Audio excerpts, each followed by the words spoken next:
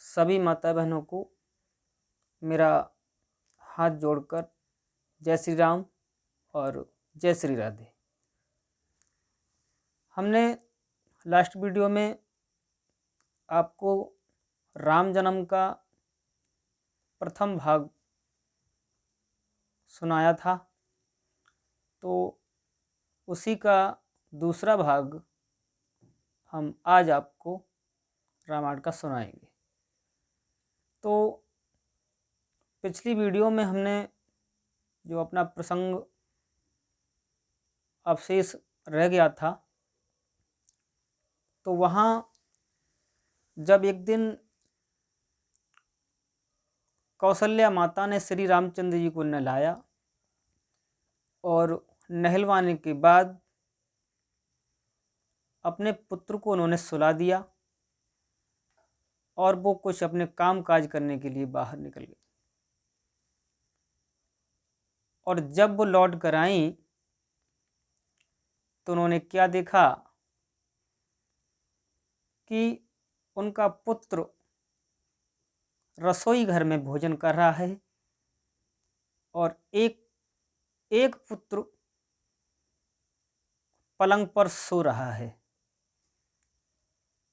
तो उनको यह देखकर बड़ा आश्चर्य हुआ और कुछ उनको डर भी लगा। तो माता कौशल्या डरने लगी। उन्होंने कहा, ये तो बड़ा अचरज है, आश्चर्य है।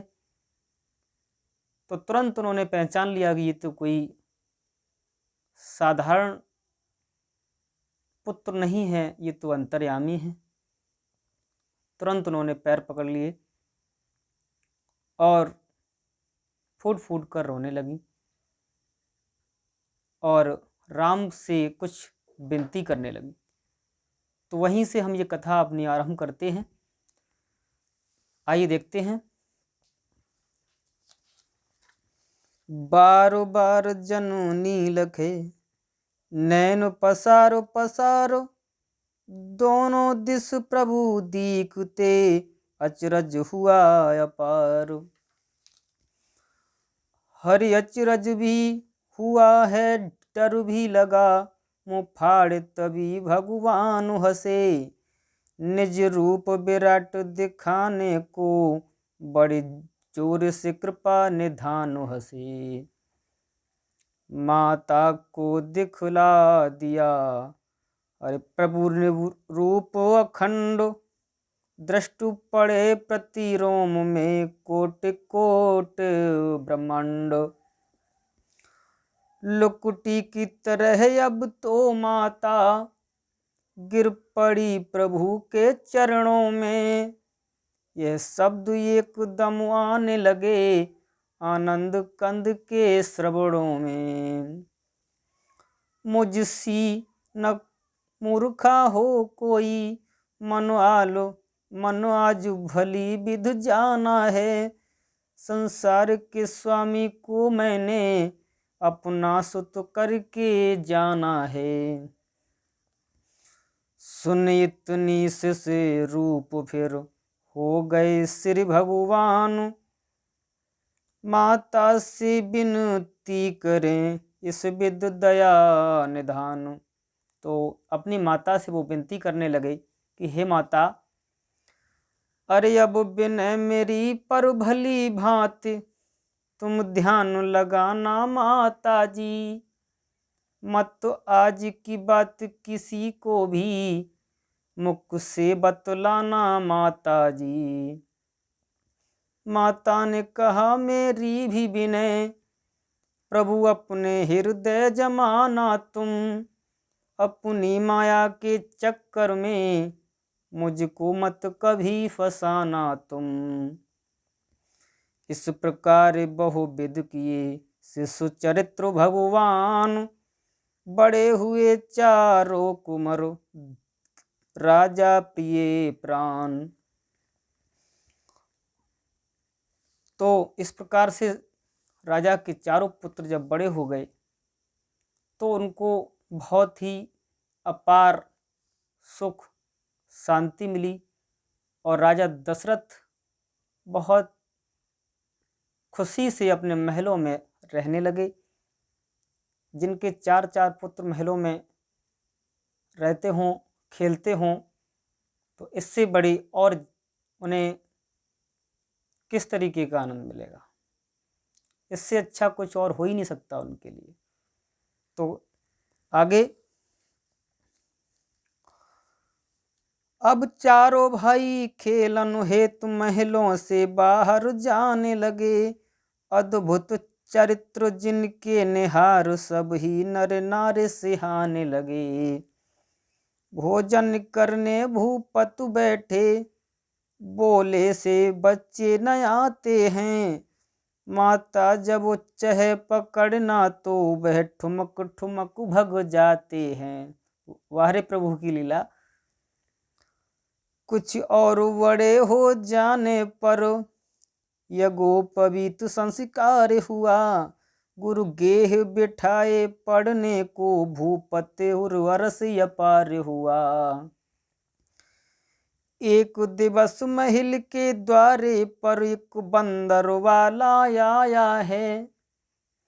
जिसने की बड़नी की विध से बंदर का नाच दिखाया है। नाच दिखा कर भूपुसी पा कर बहुत इनाम। गया मदारी यहाँ प्रभु इस ठानी है ठान। जब एक दिन बंदर वाला बंदर का नाच दिखाने के लिए जब मदारी आया, तो श्री रामचंद्र जी ने अपनी हट को पकड़ लिया और वो अपने पिताजी से उस रूप जैसे बंदर को मंगाने लगे। और वो अपने पिताजी से हट कर रहे हैं कि पिताजी मैं एक बंदर लूँगा। और किस तरीके का बंदर चाहिए मुझे? अरे मैं नहीं मानूंगा आज, पिताजी एक बंदर लूँगा मैं नहीं मानूंगा पर आज, पिताजी एक बंदर लूँगा मैं। कैसा बंदर? मंगवा दो तुम बिलम न कीजिए, सत्य कहूँ तुम ये सुन लीजिए। मंगवा दो तुम बिलम न कीजिए, सत्य कहूँ तुम ये सुन लीजिए। अरे ठानी जो मन में ठान, इसी नहीं कभी तजूंगा मैं। पिताजी एक बंदर लूँगा मैं, पिताजी एक बंदर लूँगा मैं। अरे मैं नहीं मानूंगा हट आज, पिताजी एक बंदर लूँगा मैं। अरे चारों दिस सेवक तो जावे, बढ़िया सा एक बंदर लावे। चारों दिस तो सेवक जावे, बढ़िया सा एक बंदर लावे। और वह करेगा मुझसे प्रेम, उसे मैं प्यार करूँगा मैं। पिताजी एक बंदर लूँगा मैं, पिताजी एक बंदर लूँगा मैं नहीं मानूंगा हट आज, पिताजी एक बंदर लूँगा मैं। तो इस प्रकार से वो हट करते हुए, तो हुआ क्या? और यह प्रभु की हट देखी नृप ने, कई दास तुरंत पठाए हैं। जो बंदर कई पकड़ लाए, रघुवीर कुआन दिखाए हैं। जिन देख राम रो कर बोले, ये बंदर मुझे न भाए हैं। एक अच्छा सा बंदर लाओ, अब तो भूपत घबराए हैं। जितने सेवक थे सारे दौड़ दौड़ कर कई तरीके के कई प्रकार के बंदर ले लेके आते हैं, लेकिन श्री रामचंद्र जी को एक भी बंदर पसंद नहीं आता है। तत्काल गुरु के घर जाकर चित्त की चिंता बतलाई है। तब गुरु वशिष्ठ ने हंस कर यूं राजा को गिरा सुनाई है। पंपा को 2 सेवक भेजो, हनुमान को शीघ्र यहाँ लावें। सुग्रीव निकट जो रहते हैं, राजन हम तुमको समझावें। यह सुन न नरेश विलंब किया, पंपापुर दूत पठा दीने। हनुमान को वहाँ से लाए हैं, श्री राम के पास बैठा दीने। अति प्रसन्न अब तो हुए, और अपने रघुनाथ, जाए जहाँ जाए तहाँ किसी को रखें सर्वदा साथ। अब तो उन्हें ऐसा बंदर मिल गया कि हमेशा जिधर जाएं उधर उनको साथ ही रखते हैं। तो हुआ क्या, हर एक दिवस मुदित हो कर मन में, श्री राम पतंग उड़ाई है।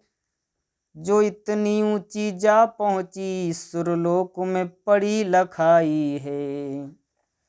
सुरपति का सुत था एक जयंत, अति सुंदर एक जिसकी नारी। वह चंग उसी की दृष्टि पड़ी, तो हर्षित हृदय हुई भारी। ली पकड़ तुरंत न देर करी, यह राम कृपा निध ने जानी। देखो यह चंग गही के सुने, हनुमान से बोले उठे वाणी। जब श्री रामचंद्र जी ने एक दिन पतंग को उड़ाया और वो पतंग इतनी ऊंची उड़ गई कि वो सुरलोक में जाकर पहुंच गई, तो वो हनुमान जी से कहने लगे कि हनुमान देखो, ये पतंग अभी तक लौट कर नहीं आई और किसी ने इसको पकड़ के रखा है। तो हनुमान को वहाँ से जब वो भेजते हैं तो हुआ क्या, यह सुन हनुमान उड़ान भरी, सुरलोक में झट जा छाए हैं। यूं सुरपति सुत की नारी से, बजरंग बली बतलाए हैं। अरे बोलो सुंदरी किस लिए तुमने गही पतंग, तजो शीघ्र यह जान लो रघुनायक की चंग। बोले हे सुंदरी, आप कौन हो? ये आपने जो पतंग को पकड़ा है, ये श्री राम की पतंग है, इसे आप तुरंत ही छोड़ दें। तो अब वो सुंदरी से उन्होंने बार बार विनती भी की, लेकिन वो नहीं मानी। नारी बोली मैं कभी नहीं तजूंगी चंग, सत्य कहूँ ये तो मेरी प्राणी, सत्य कहूँ यह तो मेरी प्राण प्यारी पतंग। बोले ये तो मेरी जो है प्राणों से भी ज़्यादा प्यारी पतंग है, इसे मैं नहीं तज सकती। तो हनुमान ने भी विनती की कि हे माता, ये पतंग को दें, जिससे मैं अतिशीघ्र ही श्री राम के पास इसे ले जाऊं, मुझे विलम्ब हो रहा है। हनुमत बोले दो छोड़ इसे, लो विनती माने हमारी है। इस चंग बिना चंग वाले के, उर में व्याकुलता भारी है। सुंदरी ने कहा चंग वाले को, बिन चंग विकलता भारी है। तुम तो तुरंत चंग वाले से, बिनती जा कहो हमारी है। तो उन्होंने कहा कि हे सुंदरी, ये पतंग मुझे दे दें, और जिसकी ये पतंग है उसको मैं तुरंत जाके दूंगा। लेकिन वो सुंदरी उस पतंग को नहीं दे रही थी। तो सुंदरी बोली कि हे हनुमान, दर्शन की मैं अति प्यासी हूँ, वह जल्दी आकर दर्शन दें। मैं बेकल बहुत दिनों से हूँ, वह खबर हमारी जल्दी लें। नारी के ऐसे वचन सुने, हनुमान लौट कर आए हैं।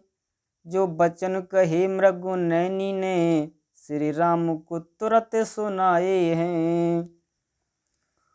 अब तो सुख निधान हंस कर बोले, जाओ जी चंग छुड़ाओ तुम।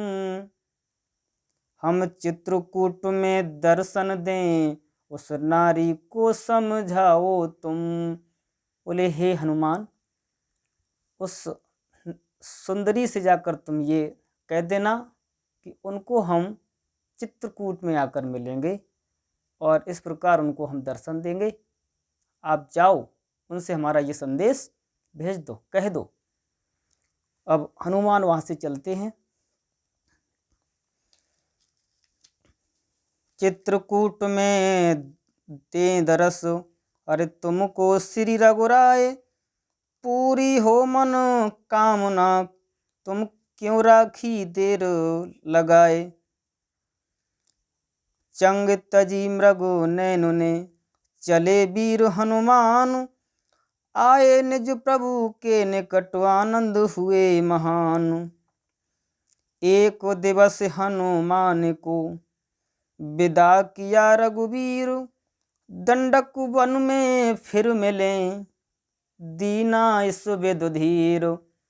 तो एक दिन उन्होंने, श्री रामचंद्र जी ने हनुमान को भी वहाँ से विदा किया और उन्होंने कहा कि हे हनुमत, आप यहाँ से चले जाओ, हम आपको दंडक वन में पुनः मिलेंगे और वहीं हमारा और आपका मिलन होगा।